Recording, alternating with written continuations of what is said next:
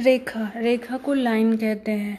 कला में रेखा का प्रतीकात्मक महत्व होता है। वैसे तो रेखा जो है दो बिंदुओं या दो सीमाओं के बीच की दूरी है जो बहुत ही सूक्ष्म होती है और गति की दिशा बताती है, किंतु चित्रकला में रूप की अभिव्यक्ति व प्रवाह को अंकित करती है।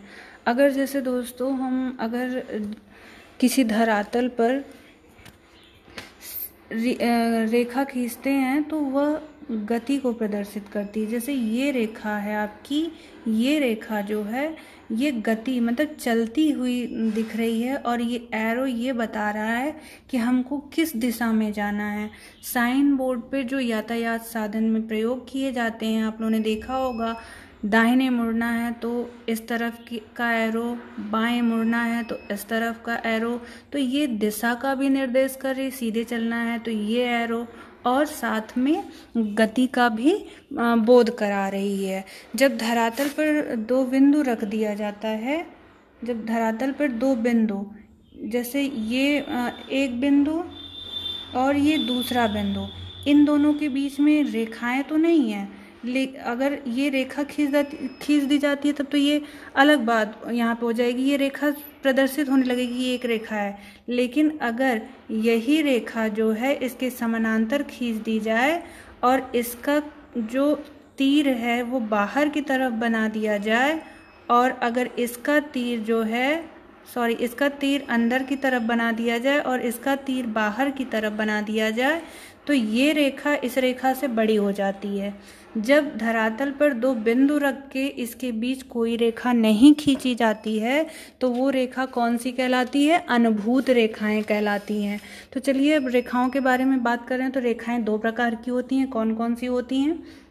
औपचारिक रेखा और अनौपचारिक रेखा। औपचारिक रेखा जो होती है वो यंत्रों के द्वारा खींची जाती है, जो नपी तौली होती है, इसका कलात्मक प्रभाव नहीं होता है, बस ये माप के लिए प्रयोग में लाई जाती हैं। जैसे स्थापत्य कला या ज्यामिति कला के प्रयोग में होने वाली रेखाएं जो है आपकी औपचारिक रेखा। औपचारिक का सीधा एक शब्दों में अगर आप अर्थ जानिए तो इसका मतलब होता है एक नियम कानून में बंधी हुई, मतलब नपी तौली रेखा जो होती है वो औपचारिक रेखा होती है। और अब बात आती है अनौपचारिक रेखा की, तो बिना किसी यंत्र की सहायता से हाथ के माध्यम से खींची जाने वाली रेखा जो होती है वो अनौपचारिक होती है, इसको इनफॉर्मल भी बोलते हैं। तो दोस्तों इसमें कोई सिस्टम नहीं है, ये हाथ से घुमावदार, इसमें अगर बेसिकली देखा जाए तो इस रेखा में रैपिड स्केच आपका आएगा, वो फ्री हैंड ड्राइंग जो होती है वो किसी मतलब समय की या किसी यंत्रों की मोहताज नहीं होती है, तो वो जो आपकी आएगी अनौपचारिक रेखा में आएगी। इसके बाद जो होता है इसमें वर्तुल रेखा, गतिपूर्ण रेखा शामिल की जाती है। इस रेखाओं का प्रयोग चित्रकला में किया जाता है, और औपचारिक रेखाओं का प्रयोग जो है वो स्थापत्य कला में किया जाता है और ज्यामिति आलेखन में किया जाता है। तो ये आप लोग याद रखिएगा। ज्यामिति आलेखन जो बच्चे प्राविधिक कला से होंगे उनका एक पार्ट रहा होगा ड्राइंग का, जिसमें कि एक प्रिज्म की ऊंचाई चौड़ाई पूछ दिया जाता है, या किसी इतने त्रिज्या वाले उसमें चित्रकला बनाना है, ऐसे कुछ क्वेश्चंस आते हैं। प्रभाव के आधार पर 7 प्रकार की रेखाएं होती हैं। कौन कौन सी रेखाएं होती हैं उनको देख लेते हैं। लंबवत रेखा, इसी को सीधी रेखा या फिर अंग्रेजी में इसे ही वर्टिकल लाइन भी कहते हैं। ये रेखाएं जो होती हैं क्या कहते हैं, उच्चता का मतलब ऊंचाई का प्रतीक होती हैं। जैसे पेड़, मंदिर या किसी स्थापत्य की जो रेखाएं होती हैं वो हमारे मन में उच्चता का भाव और महत्वाकांक्षा, दृढ़ता, गौरव और स्थिरता का भाव पैदा करती हैं। लंबवत रेखा को सकारात्मकता, लंबवत रेखाएं जो होती हैं वो सकारात्मकता को भी दर्शाती हैं। जब आप लोग सीधा सा मतलब बस इससे समझिए, जब गौरव, शक्ति, स्थायित्व, महत्व, आकांक्षा होगा, ऐसे भाव जब आपके मन में होंगे तो आपके अंदर से पॉजिटिव फीलिंग आएगी कि नहीं, आप सकारात्मक तो होंगे ना। तो ये रेखाएं जो हैं सकारात्मकता को दर्शाती हैं। क्षैतिज रेखाएं, क्षैतिज रेखाओं को सीधी पड़ी रेखा भी कहते हैं, इसी को हॉरिजॉन्टल लाइन भी कहते हैं। यह रेखा जो है क्षितिज के समानांतर जैसे ये धरातल है, इसी के समानांतर खींची जाने वाली रेखा जो है क्षैतिज रेखा, शायद इसीलिए इसका नाम क्षैतिज रेखा रखा गया है। लंबवत रेखा को आधार प्रदान करती है। ये जो लंबवत रेखा भी हम लोग ऊपर पढ़े हैं, इसको जब ये ऐसे नीचे लाइन खींच दी जाएगी तो ये एक आधार है। बिना लाइन के ये ऐसे बस पड़ी रहे तो ये जैसे लग रहा है हवा में लटकी हुई है। तो एक चीज़ ये भी आप ध्यान रखिएगा, जैसे अगर हम लोग कोई ऑब्जेक्ट बनाएं, ये मान लीजिए मैंने कोई ऑब्जेक्ट बनाया, इस पे बन नहीं रहा है, आप लोग ये देखिए मैंने एक ऑब्जेक्ट बनाया, ठीक। ये अभी इसका कोई आधार नहीं, ये ऐसे लग रहा है हवा में लटका हुआ है। जैसे ही मैंने क्षैतिज रेखा खींच दिया, ये इसको आधार मिल गया। तो ये जो क्षैतिज रेखाएं होती हैं वो ऑब्जेक्ट को आधार भी प्रदान करती हैं। ये रेखा मानसिक शक्ति का परिचायक भी होती हैं। ये रेखा स्थिरता का, शांति का, मौन का, संतुलन का भाव पैदा करती हैं। दोस्तों, अगर ये रेखा है, ऐसे कोई व्यक्ति सोया हुआ है यहाँ पे, जब हम सोते हैं तो हमारे मन में स्थिरता होती है और मतलब मौन होते हैं हम, संतुलन। अब ये पता चला अगर यहाँ खड़ा कर दिया जाए किसी को तो ये संतुलन थोड़ी बना पाएगा। अब ये सीधे जो इंसान लेटा हुआ है तो वही तो संतुलन बनाएगा। तो ये रेखाएं किस किस चीज़ का भाव, शांति का, मौन का, संतुलन का भाव पैदा करती हैं। तो ये सब आप लोग याद रखिएगा क्योंकि क्वेश्चन यहाँ से पूछे जाते हैं।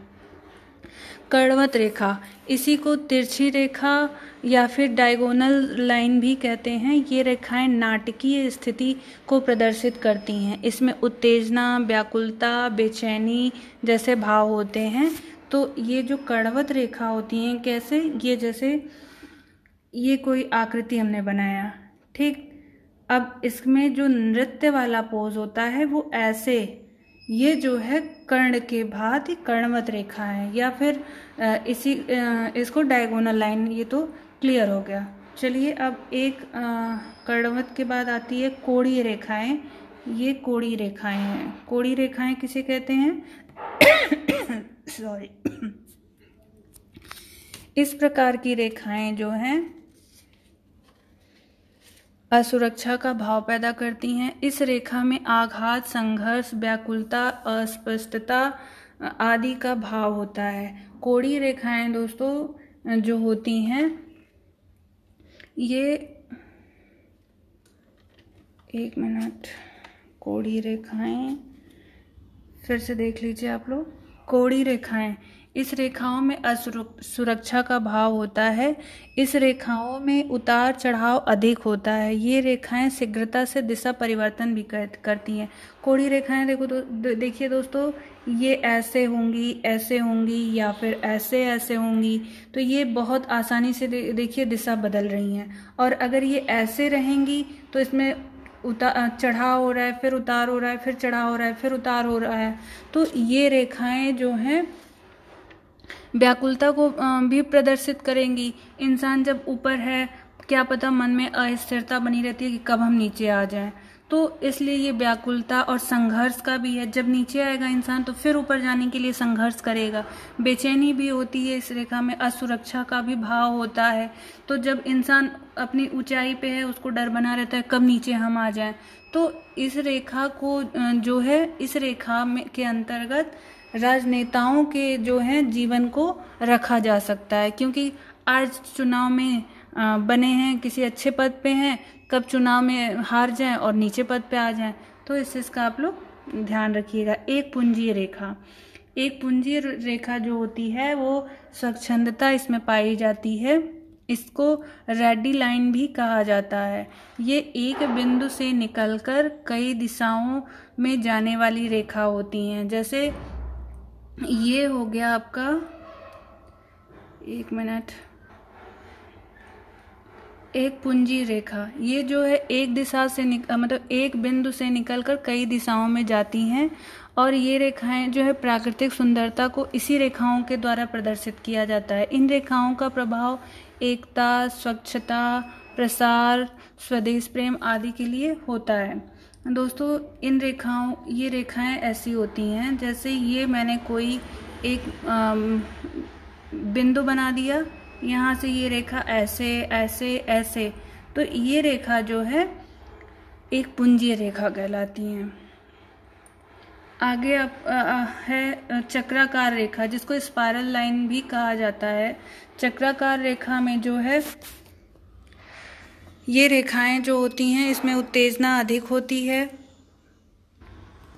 चक्राकार रेखा, इस रेखा में उत्तेजना अधिक होती है। इस रेखा को वर्ताकार रेखा भी कहा जाता है या फिर सर्पाकार रेखा कहा जाता है।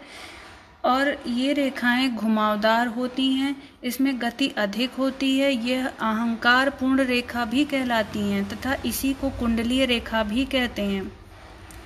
चक्राकार रेखाएं दोस्तों ऐसी होती हैं। ये आपका हो गया चक्राकार रेखा, इसमें गति बहुत अधिक होती है और जब जिस इंसान के अंदर बहुत तीव्रता से वो जब अगर ऊपर की तरफ बढ़ेगा तो उसके अंदर अहंकार भी होगा। इन रेखाओं में उत्तेजना का भाव, पूर्णता का भाव, भ्रम का भाव, शक्ति का भाव प्रदर्शित होता है। अब बारी आती है प्रवाह। ये प्रवाही रेखाएं या प्रवाहपूर्ण रेखाएं या इसी को इंग्लिश में रिदम्स लाइन भी कहा जाता है। इन रेखाओं में लयात्मकता अधिक होती है। ये रेखाएं आलेखन में प्रयोग की जाती हैं। इन रेखाओं में जो है गति तो होती है, किंतु इन रेखाओं में गति तो होती है, एक मिनट, इन रेखाओं में गति तो होती है, लेकिन परिस्थितियों से जूझकर ये रेखाएं आगे बढ़ती हैं। इसमें जो है ये रेखाएं होती कैसी हैं ये भी देख लीजिए आप लोग। ये जैसे रेखा की बनी, फिर इसके बाद ये ऐसे बनी, फिर ये इसी में से ऐसे बनी। इस रेखा का प्रयोग जो है आलेखन में किया जाता है। इस रेखा में सुंदरता बहुत अधिक होती है। इस रेखा में गति, लावण्य और माधुर्य का भाव पैदा किया जाता है। दोस्तों यहाँ पे आप लोग एक चीज़ याद रखिएगा, चक्राकार रेखा और ये प्रवाही रेखा जो है इसमें कंफ्यूज मत होइएगा। उस चक्राकार रेखा में गति नहीं, चक्राकार रेखा में जो है कहीं पे भी रुकाव नहीं है, कहीं भी वो एक फ्लुएंस में बढ़ती जा रही हैं रेखाएं। लेकिन ये रेखा जो है आपकी प्रवाही रेखा, इसमें ये रुक रुक कर अपनी परिस्थितियों से जूझ कर आगे बढ़ती हैं। और अब ये तो हो गया रेखा की बात। अब हमको ये जानना है कि अब रेखाओं के बाद हम रेखांकन किस किस माध्यम से करते हैं। तो रेखांकन में मतलब क्या हम धरातल पर कोई चित्र उकेरते हैं तो उसके अंकन के लिए ऐसा माध्यम बनती हैं, अर्थात रेखाओं का अंकन किस रूप में किया गया है, वही जो है रेखांकन है। तो चलिए देखते हैं रेखांकन के प्रकार। स्वतंत्र रेखांकन क्या है? Free drawing. इसमें जो है इस अंकन में पहला कार्य जो होता है वो वस्तु को देखने का होता है। उसके बाद मस्तिष्क पर पड़ने वाले जो प्रभाव को रेखांकित करना होता है। यह प्रभाव एक चित्रकार से दूसरे चित्रकार को भिन्न होता है। यह स्वतंत्र रेखांकन होता है। इसके अंतर्गत आप लोग क्या कहते हैं, स्केचिंग को रख सकते हैं। जो free hand drawing, rapid sketch होता है, उसको रखा जा सकता है। स्मृति रेखांकन को मेमोरी ड्राइंग कहते हैं। इसमें हम कोई वस्तु पहले से देखे हों, मतलब भूतकाल में देखा गया चित्र, उसका वर्तमान काल में अंकन करना। अगर हमने भूतकाल में देखा है किंतु उसका हूबहू अंकन अगर हम वर्तमान काल में करते हैं तो वो जो आपका आता है मेमोरी ड्राइंग में आता है। यह टेक्निक है हमारी स्मृति को स्वस्थ बनाती है, क्योंकि इसमें याददाश्त आपकी अच्छी होनी चाहिए। तभी ये टेक्निक जो है महाभारत मतलब पौराणिक कथाओं में भी इस टेक्निक का प्रयोग किया गया है। महाभारत में उषा एक स्वप्न देखती हैं, स्वप्न में अनिरुद्ध को देखती हैं और उस स्वप्न का वर्णन जो है अपनी सहेली चित्रलेखा से करती हैं और चित्रलेखा उषा के स्वप्न में देखे गए चित्र को हूबहू बना देती हैं और यही मेमोरी ड्राइंग है। प्रतिरूपात्मक या फिर रिप्रेजेंटेशन ड्राइंग जो होती है, इसको मतलब हम जैसा देखते हैं वैसा ही बनाने का प्रयास करते हैं। इस रेखांकन में बनाने का प्रयत्न करते हैं। यह रेखांकन दृष्टांत चित्रों में विशेष उपयोगी होता है। जैसे अगर आप लोगों में से कुछ लोग बीएफए और बीए एमए के होंगे ड्राइंग के, तो उनको पता होगा जब यूनिवर्सिटी वगैरह में फर्स्ट ईयर से ही होता है कि सामने मॉडल रख दिया जाए। सेकेंड ईयर से मॉडल रखा जाता है, फर्स्ट ईयर में ऑब्जेक्ट रख दिया जाता है। ज़्यादातर म्यूज़ियम में जो भी पत्थर की बनी मूर्तियाँ होती हैं या फिर ये स्टिल लाइफ होता है, वो सामने रख दिया जाता है। उसको पहले देखा जाता है और देखने के बाद उसका चित्रांकन किया जाता है। इसमें क्या दर्शाना होता है कि पास की वस्तुओं को डार्क लाइन से, दूर की वस्तुओं को हल्की लाइन से दर्शाना होता है। ये आपका जो है प्रतिरूपात्मक रेखांकन होता है। यांत्रिक रेखांकन क्या होता है? यांत्रिक रेखांकन को मैकेनिकल ड्राइंग भी कहते हैं। यंत्रों की सहायता से नपी तुली प्रयोग में लाई जाती है और इसका कला में उपयोग सिर्फ आकृतियों को नापने के लिए किया जाता है। इनका कलात्मक कोई प्रभाव नहीं होता है। तो इसमें ज्यामितीय आलेखन तो मैंने आप लोगों को ऊपर एक बार इसको बताया हुआ है। अब सीमांत रेखांकन क्या होता है, इसको जानिए।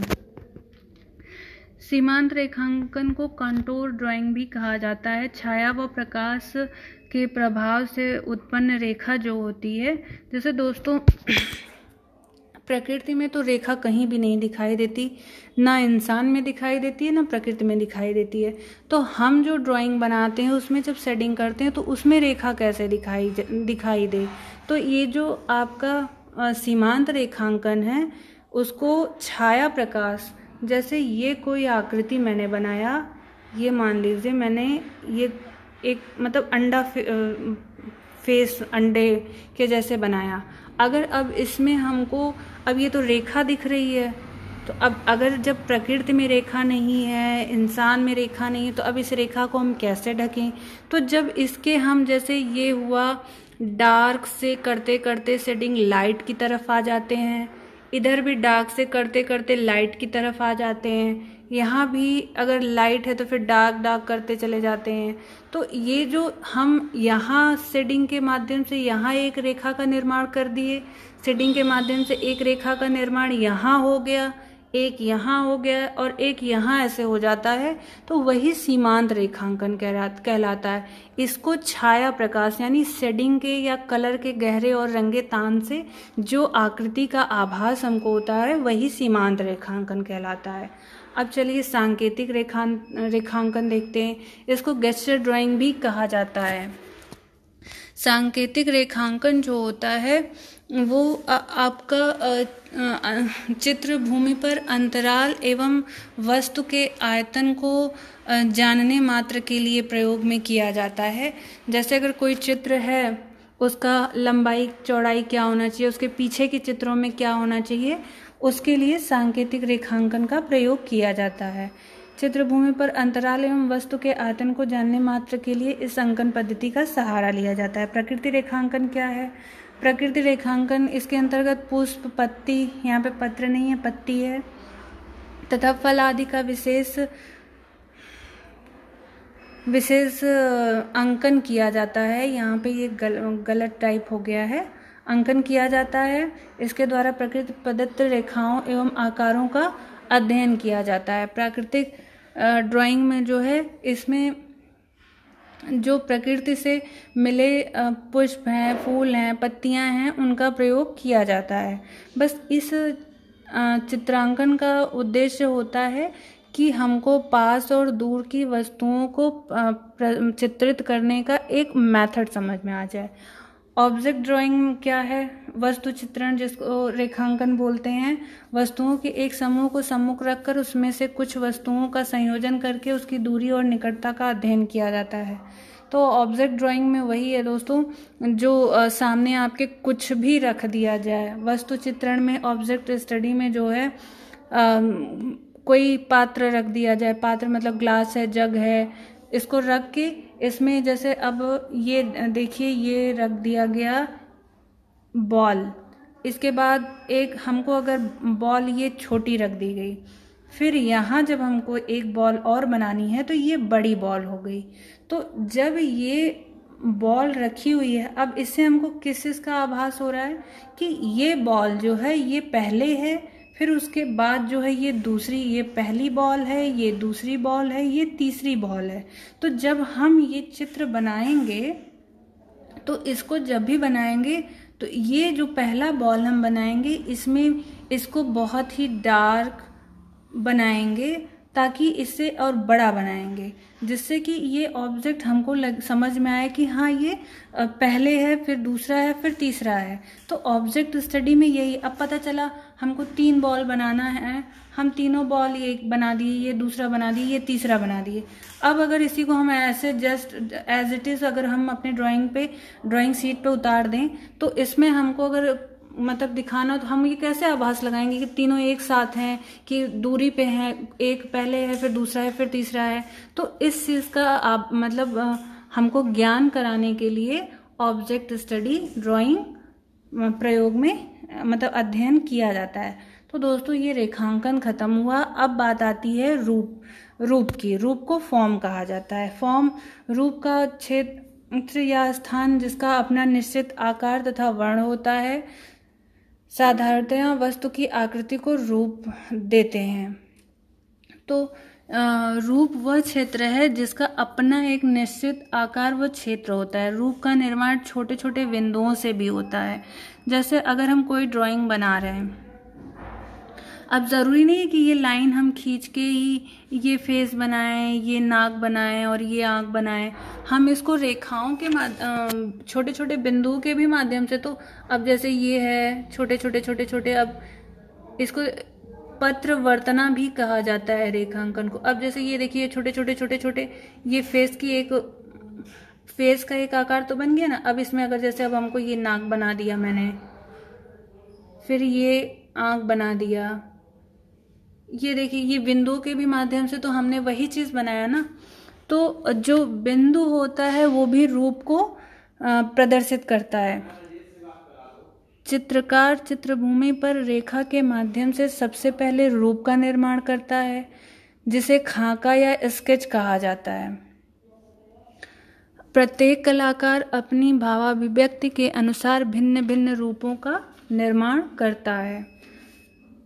तो साधारणतया रूप जो होते हैं वो 2 प्रकार के होते हैं। कौन कौन से होते हैं? इसको 2 प्रकार के होते हैं। कौन कौन से होते हैं? नियमित, जिसको सिमेट्रिकल फॉर्म बोला जाता है। दूसरा अनियमित, जिसको असिमेट्रिकल फॉर्म बोला जाता है। तो नियमित भाग जो होता है वह होता है जिसमें धरातल के दोनों पक्ष बराबर होते हैं। वृत्त, घन, आयत और गिलास आदि नियमित आकारों में एक रसता होती है। बौद्धिक सृजन कम होता है। अब जैसे अगर हम कहें तो इसमें जो नियमित रूप होता है, एक भाग धरातल का दूसरा भाग जो उसका बनता है वो विलोम कहलाता है। जैसे अब देखिए यहाँ पे दिया हुआ है वृत्त, ये हमने वृत्त बनाया, ठीक। अब इसको अगर हमने 2 बराबर भागों में बांट दिया तो ये जो इसका एक भाग है वही दूसरा भाग भी है, तो ये दोनों बराबर हुए। सममित का मतलब हुआ बराबर। जो किसी भी तरीके से, अब जैसे आयत ही दिया है, आयत ये बन गया, ये वर्ग बन गया है। अब इसको 2 बराबर भागों में हमने बांट दिया, तो जो ये एक हिस्सा है उसका जस्ट उल्टा ये दूसरा हिस्सा है। जैसे वाटर इमेज जो होता है वही आपका नियमित भाग। और क्या दिया हुआ है इसमें?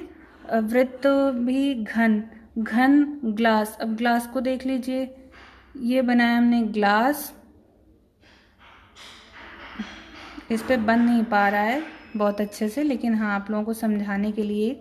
अब ये ग्लास 2 बराबर भागों में बट गया, तो सममित वही है जो कि अगर 2 बराबर भागों में बांटा जाए तो उसका दोनों भाग जो है एक जैसा दिखाई दे। चलिए, अनियमित भाग वह होता है जिसमें धरातल के दोनों पक्ष बराबर नहीं होते, एक भाग कम तो दूसरा भाग ज़्यादा। इसमें दोस्तों देखिए क्या क्या आता है।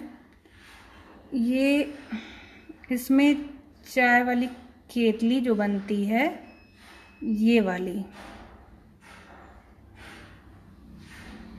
अब इसको अगर हम दो बराबर भागों में बांटेंगे तो ये बराबर, अभी जैसे ये सही बन नहीं पाया है, ये ऐसे अगर बन गया, ये ऐसे, अब देखिए तो ये जो है आपका असममित में आएगा, क्योंकि इसका दोनों भाग एक दूसरे के विरोधी मतलब विपरीत नहीं है, तो ये आपका अनियमित भाग हो गया। अब आते हैं रूप के प्रभाव रेखाओं के प्रकार की तरह ही रूप के भी अपने प्रभाव होते हैं। यह इनके दृष्टिगत तथा आकार यहाँ पे आकार के आधार पर होगा। यहाँ पे गलत टाइप हो गया है, आप लोग इस चीज़ को सही कर लीजिएगा। रूप को जो है विभिन्न शेप में प्रदर्शित करते हैं। तो कौन कौन से उसमें प्रदर्शित करते हैं? पहला है आयताकार, जिसको रेक्टेंगुलर फॉर्म बोला जाता है। रेक्टेंगुलर फॉर्म में इससे जो है शक्ति का, स्थायित्व का और एकता का प्रतीक होता है। त्रिभुजाकार रूप जो है ट्रायंगुलर, इसमें शाश्वतता का, सुरक्षा का तथा विकास का ये प्रतीक होता है। अंडाकार जो ओवल शेप होता है, उसमें लावण्यता, सौंदर्य, सृजनात्मकता तथा नित्यता का ये प्रतीक होता है। वृत्ताकार पूर्णता, आकर्षण, गति, विशालता, ये विलासिता यहाँ पे होगा, विलासिता, समानता आदि का प्रतीक होता है। विलोम त्रिभुजाकार ये लिप्तता तथा अशांति का प्रतीक होता है। तो यहाँ पे हमारा रूप समाप्त होता है। तो दोस्तों हम लोगों ने कला के तत्व के 2 तत्वों को ख़त्म किया। कौन कौन से? पहला तो रेखा, दूसरा जो है रूप। बाकी जो 4 बचते हैं वो अगले वीडियो में हम लोग कवर करेंगे। तब तक के लिए दोस्तों बाय बाय, टेक केयर।